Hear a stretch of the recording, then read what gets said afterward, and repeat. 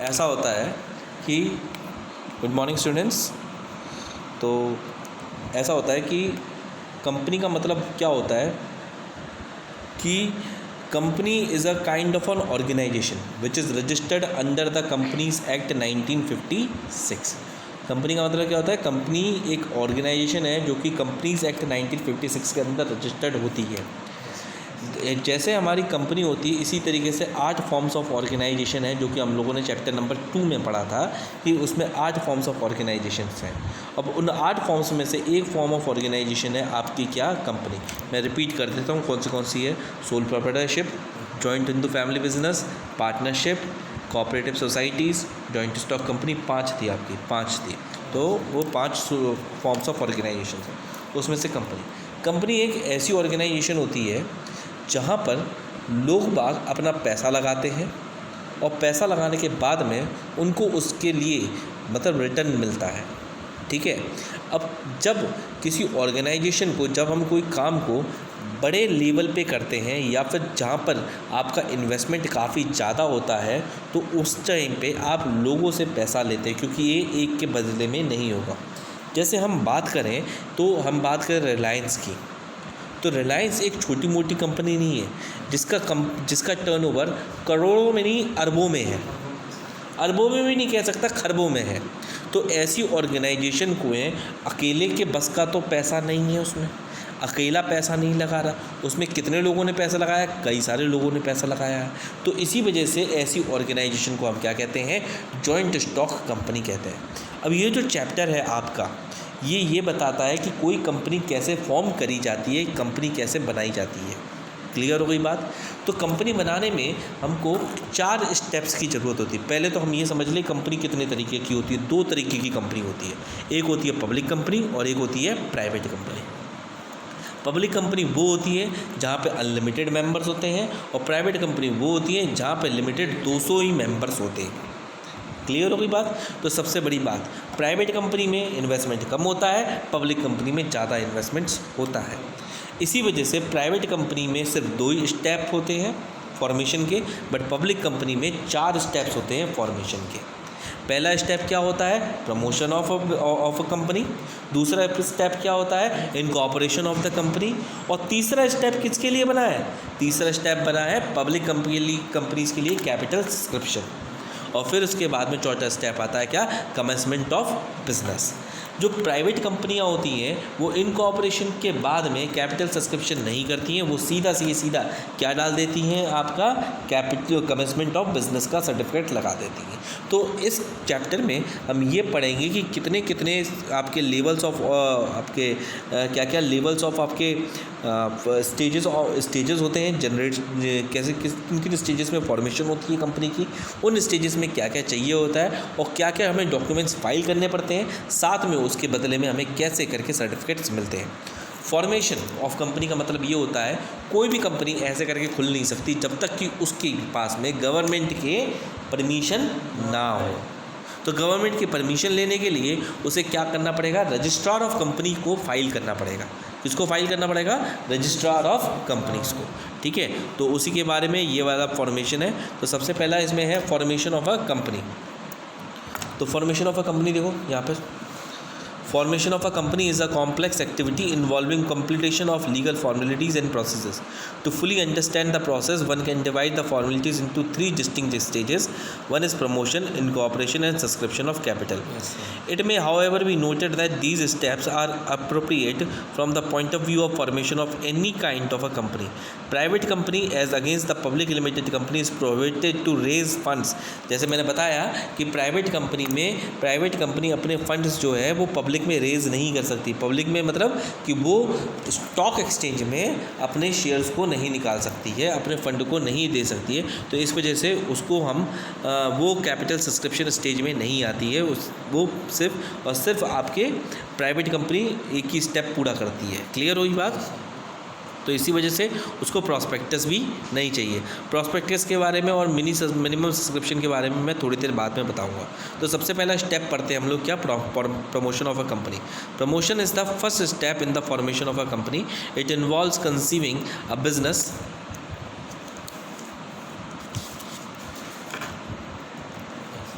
It involves conceiving a business idea and taking an initiative to form a company so that practical shape can be given to exploiting the available business opportunity. Thus, it begins with somebody having discovered a potential business idea. Any person or a group of person or even a company may discover an opportunity. If such a person or a group of persons or a company succeeds to form a company, then they are said to be the promoters of the company. तो promoters कौन होते हैं? जो ये idea सोचते हैं कि भाई बिज़नेस को लगाना चाहिए और बिज़नेस किस तरीके से करना चाहिए और बिज़नेस के लिए क्या क्या रिक्वायरमेंट्स है, क्या वो बिज़नेस संभवतः हमारे दिमाग से लेके पेपर से लेके यथार्थ में आ सकता है या नहीं आ सकता, उन लोगों को हम क्या कहते हैं? प्रमोटर्स कहते हैं। क्या कहते हैं? प्रमोटर्स। अब प्रमोटर्स जैसे कि आपने टाटास के बारे में सुना हो, तो टाटा का स्थापन किसने किया था? टाटा का इस्टेब्लिशमेंट किसने किया था? Who established Tata? Somebody know? No. That is Jamshed ji Tata. Jamshed ji Tata, जिनके नाम से आज झारखंड में एक शहर है जमशेदपुर, जहाँ पे ये टाटा स्टील्स की, टाटा आयरन्स की इंडस्ट्री लगी हुई है। उन्होंने ही सबसे पहले आयरन ओर का डिस्कवर किया और उसकी इंडस्ट्री लगाई, टाटास को स्थापित किया। तो उन्हें क्या माना जाएगा? उन्हें हम बोलेंगे प्रमोटर ऑफ टाटाज माना जाएगा। क्या माना जाएगा? Promoter of Tata. प्रमोटर कौन होता है? जो बिज़नेस के अपॉर्चुनिटी और आइडियाज़ को सोचता है और उस बिज़नेस के अपॉर्चुनिटीज़ और आइडियाज़ को यथार्थ के अंदर लेके आता है, प्रैक्टिकल फॉर्म के अंदर लेके आता है, प्रैक्टिकल शेप के अंदर लेके आता है, उसको हम क्या कहते हैं? प्रमोटर कहते हैं। क्लियर हो गई बात? इसमें अंडरलाइन भी कर सकते हैं, एनी पर्सन और a group, any person or a group or even a company may have discovered an opportunity. If such or a company or group of a person or a company succeeds to form a company, then they are said to be the promoters of a company. तो इसमें लिखा भी है, a promoter is said to be a one who undertakes to form a company with reference to a given project and to set it going and who takes the necessary steps to accomplish that purpose. तो उसे हम क्या कहते हैं? Promoter कहते हैं। जहाँ पे डेफिनेशन दे रखी है ना, प्रमोटर कौन होता है? A promoter is said to be one who undertakes to form a company with reference to given a project, ठीक है, and to set it going and who takes the necessary steps to accomplish that purpose. तो उसे हम क्या कहते हैं? Promoter कहते हैं। यानी कि जो कंपनी में, जिस कंपनी को जो वो प्रोजेक्ट सोचा है उसके हिसाब से जो कंपनी बनाने के लिए स्टेप्स ले, काम करे और उसको यथार्थ में लेके आए, तो उसे हम जो नेसेसरी स्टेप्स ले, उसे हम क्या कहते हैं? प्रमोटर कहते हैं। Basically formation of company promoter का काम होता है। किसका काम होता है? प्रमोटर। तो जैसे कि जमशेद जी टाटा ने एक कंपनी बनाई, इसी तरीके से कोई भी अपनी कंपनी बना सकता है। क्लियर? तो उसे हम क्या कहते हैं? प्रमोटर कहेंगे। Thus, apart from conceiving a business opportunity, the promoters analyze its prospects and bring together the man, materials, machine, managerial abilities and financial resources. तो प्रमोटर का केवल काम बिजनेस अपॉर्चुनिटी को सोचना और उसको लेके आना नहीं, बल्कि उसको सारा के सारा काम भी करना। जैसे कि उसमें कितने लोग बाग लगेंगे, उनके बारे में उनको इकट्ठा करना, मटेरियल इकट्ठा करना, मशीन इकट्ठा करना, मैनेजर्स को लेके आना, मैनेजर्स को रिक्रूट करना, बाकी जितने भी फाइनेंस लेके आना, ये जितने सारे काम होते हैं, ये सारे प्रमोटर के काम होते हैं। तो इसमें एक सेक्शन दे रखा है as per section 69, a promoter means a company who has been named as such in a prospectus, जिसका नाम या तो prospectus में डला हुआ है, and identified by a company in annual return referred to in section 92।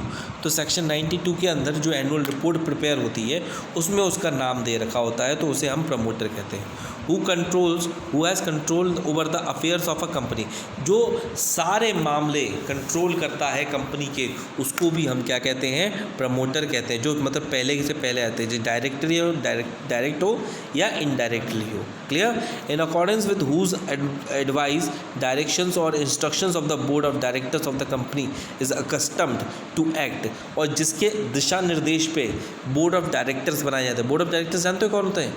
नहीं। कंपनी में एक कंपनी का ही सिर्फ एक मामला है जहाँ पर मैनेजर्स अलग होते हैं, यानी कि मैनेजमेंट अलग होता है और ओनर अलग होता है। यानी प्रॉफिट कमाते कोई और है और पैसा लगाता कोई और है। चलती पैसा लगाने वालों की नहीं है, चलती किन की है? जो मैनेजर्स होते हैं, मैनेजमेंट होता है। जैसे आपने देखा भी होगा, बड़ी बड़ी पिक्चरों में देखा होगा, कॉर्पोरेट्स में देखा होगा, जहाँ पे आपके मैनेजर्स होते हैं, मैनेजमेंट होता है, जो बोर्ड ऑफ डायरेक्टर होता है, चेयरमैन होता है और भी सब लोग होते हैं। तो चलती उन लोगों की है, बट पैसा किसी और ने लगाया होता है। तो पैसा लगाने वाले डिसाइड करते हैं कि बोर्ड ऑफ डायरेक्टर्स कौन है। तो पहले पैसा लगाने वाला कौन है? पहला ये आइडिया सोचने वाला कौन है? प्रमोटर। तो उसी के हिसाब से जो बोर्ड ऑफ डायरेक्टर्स चुने जाते हैं, उसी के उसको क्या कहा जाता है? प्रमोटर कहा जाता है। क्लियर हो गई बात? Although thoroughly examining the feasibility of the idea, the promoters assemble resources, prepare necessary documents, give a name and perform various activities। तो अब हम क्या पढ़ने वाले हैं? फंक्शंस ऑफ अ प्रमोटर पढ़ने वाले हैं कि प्रमोटर क्या क्या करता है। सबसे पहले identification of the business opportunity. इस चीज़ को समझ लीजिए, किसी भी ऑर्गेनाइजेशन को का स्टार्ट एक आइडिया के द्वारा हुआ, ठीक है? व्हाट एन आइडिया सर जी। तो उस जगह से क्वेश्चन मार्क जाता है कि हमें ऐसा करना चाहिए। फॉर एन एग्जांपल, जब उसने OLX लगाई, ओला कंपनी लगाई होगी, तो उसने ये सोचा होगा कि भैया ये गाड़ियाँ इधर उधर घूमती रहती हैं, क्यों ना मैं इन गाड़ियों को एक जगह पे ले आऊँ जिससे मैं कनेक्ट कर सकूं और फिर बाद में उन्हें मैसेज दे के मैं इनको बुला सकता हूं और लोगों को भी सहूलियत होगी, मुझे भी सहूलियत होगी और सभी जो गाड़ी में वाले हैं उनको भी सहूलियत होगी, क्योंकि उनके पास में नेटवर्क पहुंच जाएगा, उनको इधर उधर इकट्ठा करना नहीं पड़ेगा। तो ये बड़ी अच्छी कंपनी थी, तो इस वजह से ऐसे करके ओला बनाया।